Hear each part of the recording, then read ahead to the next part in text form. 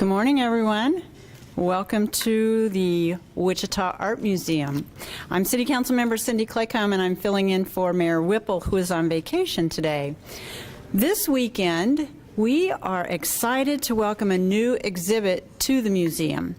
Opening on June 12th and running through September 5th, the museum is thrilled to welcome a new glass exhibit by artist Richard Marquez. The exhibit is entitled Keepers and features over 100 glassworks. Marquez is known for his sharp intellect, humor, and mastery of the glass medium.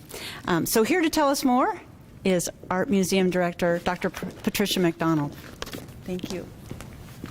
Gosh, thank you so much, Councilwoman Claycomb. Really pleased to even have you in the building, and welcome everyone to the Art Museum. Yeah, this weekend we're opening a cool show of contemporary glass art.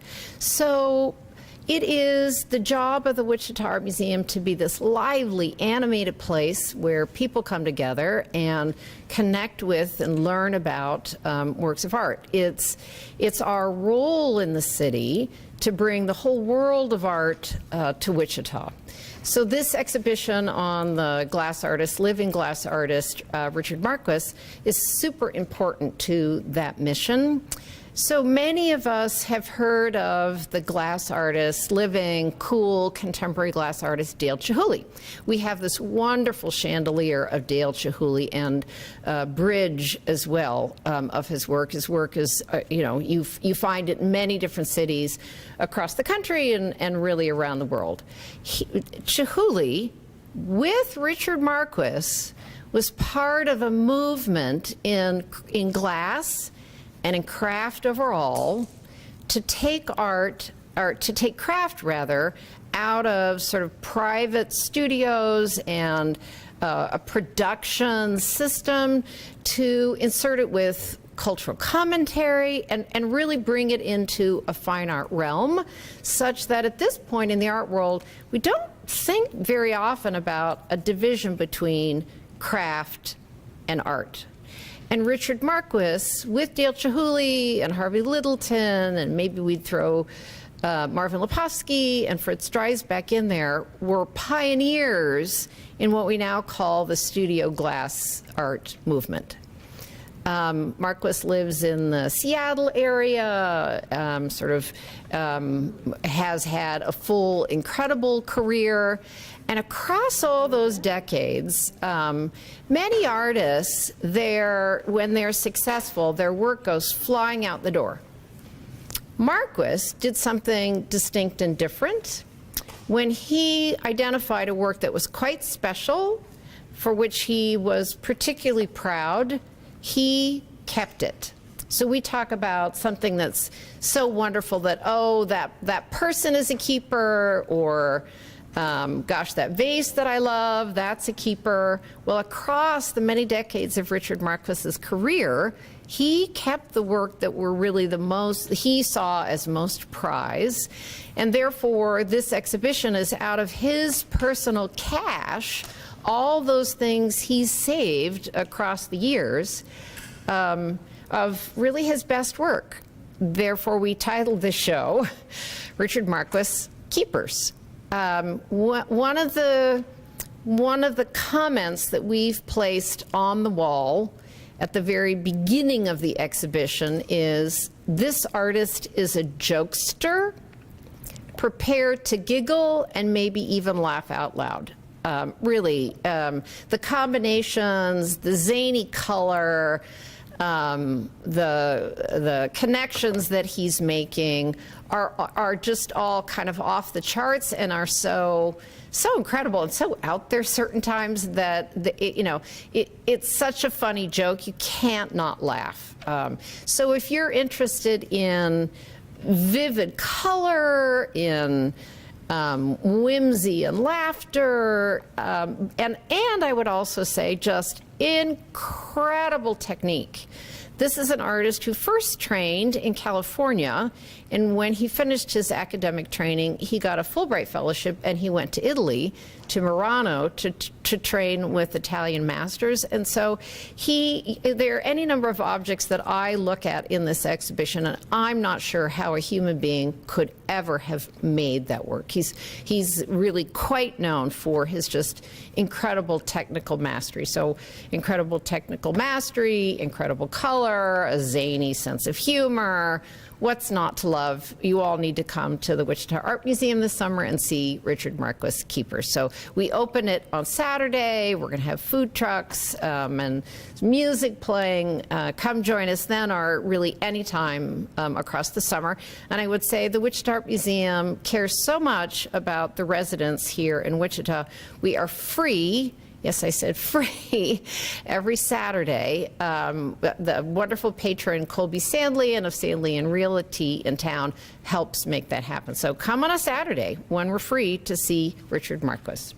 And I think at a certain point, we're also going to take news that are here into the gallery so that they get a sneak peek to share with audiences in Wichita. So thank you, Councilman, for coming today. Well, thank you, Dr. McDonald. That was fascinating to hear about the exhibit, so I hope people will come and look at it. So COVID safety precautions are in place when you visit the museum. Be sure to come out and view the exhibit.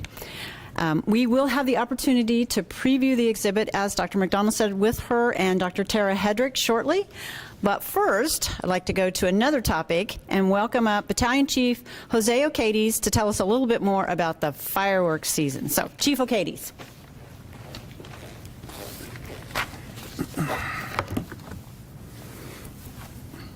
Thank you, Councilmember Claycomb. Battalion Chief Jose Ocades. July 4th is right around the corner, and about this time of year, we begin to receive inquiries about what's allowed in the city of Wichita. They go on sale June 27th, and many people are already planning. While fireworks are fun, a way to celebrate Independence Day, they also pose a danger, serious danger to individuals in our community. Fireworks can be shot off June 27th through July 5th. They must be shot between 10 a.m. and midnight. Remember, fireworks purchased within the city limits are legal to use in Wichita. No fireworks over 6 feet, and any fireworks labeled shooting flaming balls are not allowed. If residents are caught shooting illegal fireworks or shooting outside the designated times, they will be given a $250 ticket plus court fees, and adults can be cited on behalf of juveniles, and property owners will be held responsible for violations on their property. We are increasing the number of firework enhancement teams to 10 this year for the 3rd and 4th of July. 911 will have their non-emergent line in service during a certain specific time frame. More information will be coming out as we get closer to July 27th. Leave the fireworks shooting to the professionals. The City of Wichita will be hosting their annual Red, White, and Boom this year for the 4th of July down by the stadium. Thank you.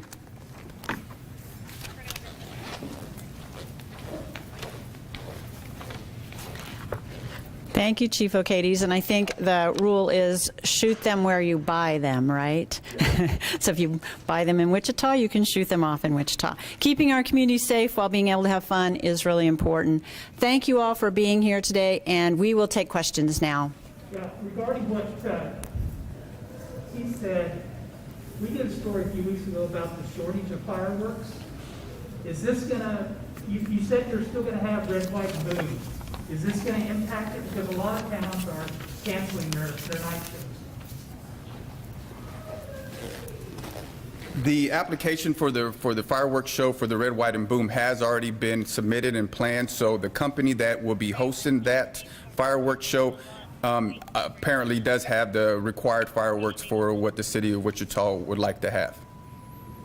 Do you know any other area of Service towns? 81 for Because I think everyone we to reported on 1410 Andover, North which is in Boulevard, Butler County, but D. any cities in 1410 Sedgwick North County that might Boulevard, have D. canceled theirs? Oh, I'm not aware of any shows being canceled themselves. I have spoken with a couple of the vendors of the fireworks, and they have been receiving informing that there is a shortage of fireworks, even for to be sold as products. So that is something that we are aware of, and we review, and making sure that there's still legal fireworks within the city of Wichita that's allowed with our restrictions of anything over 6 feet will be illegal. Jose, this is kind of an obvious question, but the rules of how high the fireworks can go is there for a reason. Can you speak about the dangers and the casualties that you have seen in other years due to people using fireworks in areas that are not allowed? Here in the city of Wichita, and I could just use last year as an example, our injuries have decreased within the last couple of years, and most of those injuries are from illegal fireworks that they purchase outside of the city limits and come inside and shoot them. But there's also some burn and finger injuries from sparklers that we give to little kids, and they're being burned and not having proper clothing on the children that are using those. So our injuries are occurring from majority of illegal fireworks that are coming into the city of Wichita. Anything new or different to the ordinance this year? No, the ordinance hasn't changed at all. It's still been the same ordinance as the past couple of years. So the only thing that we've changed is that the past couple of years, we've increased our enhancement teams, fireworks enhancement teams for patrolling on the 3rd and 4th. With the partnership with the Wichita Police Department, we'll have 2 police officers and 1 firefighter going out on the 3rd and 4th to enforce our city ordinance. Is that on each team, that group? You said there would be 12 teams. There'll be 10 teams and 2 police officers and 1 firefighter per team. What does that look like? They just go randomly to certain areas, or are there hotspots? So we've collected all the data from last year, from the complaints and the areas that we've had fires at, and we're going to have a hotspot map, which will we'll categorize them from severity to minor areas, and we'll have those areas. We're going to work on a task force, have 2 or 3 teams go into that neighborhood and enforce the city ordinance, and then we'll move along to other ordinances or other cities, neighborhoods that to enforce the city ordinance also. So it's we're going to work more as a team instead of individualized teams going throughout the city in order to see if we can make a bigger impact this year. Jose, how challenging is it for you guys, let's say up in the northwest area where there might be a stand in the Mays city limits, right across the street is the city of Wichita? How challenging is that? You might have people buying fireworks at that Mays stand, going across the street, and shooting them, and they're going to sell a little bit more at that Mays stand than what they might sell in Wichita.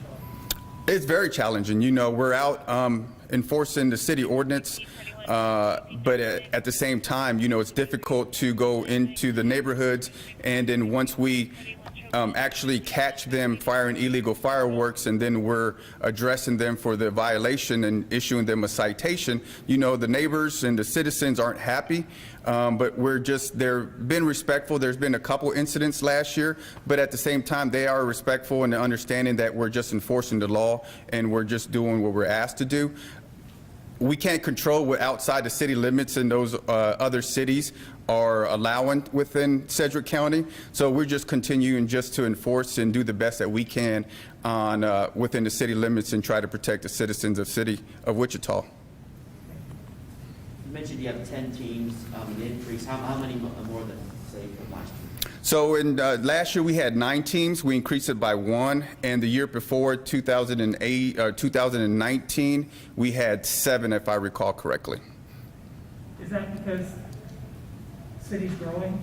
There's just a lot more to cover? The city's growing, but also just the enforcement to try to make a big impact on enforcement and having citizens abide by the city ordinance. We're just trying to try to improve our enforcements and see if this will make a difference in the increase of enhancement teams. But we don't know. This is, we've increased it by 1, but we're going to change our plan of attack to utilize 2 or 3 teams in a neighborhood rather than just sending individualized teams to all the different hot spots. What did you say the fine was? $250 plus court fees. You know how much the court fees are? No, sir. I don't recall the court fees, what municipal court charges. Does that go up if it's like second or third offense? No, so each individual ticket citation will be $250. So if we go back to that same residence later on in a couple hours or the following day on the 4th of July, it'll be another $250. When do you confiscate that stuff? We confiscate the fireworks, illegal fireworks, the time when we're issuing the citation. Ready for assault, Broadway and Central, Station 1. Thank you. You know, what I think is important on fireworks is that the education right now is that we're trying to let people know what is legal and what's not legal. We don't want to write tickets. Our firefighters don't want to write tickets. Our police officers don't want to. So the education becomes really important in terms of letting people know what's allowed and what's not allowed. So thanks for your questions. Any other questions? Any for the Art Museum for Dr. McDonald? All right. Thank you all. Thank you.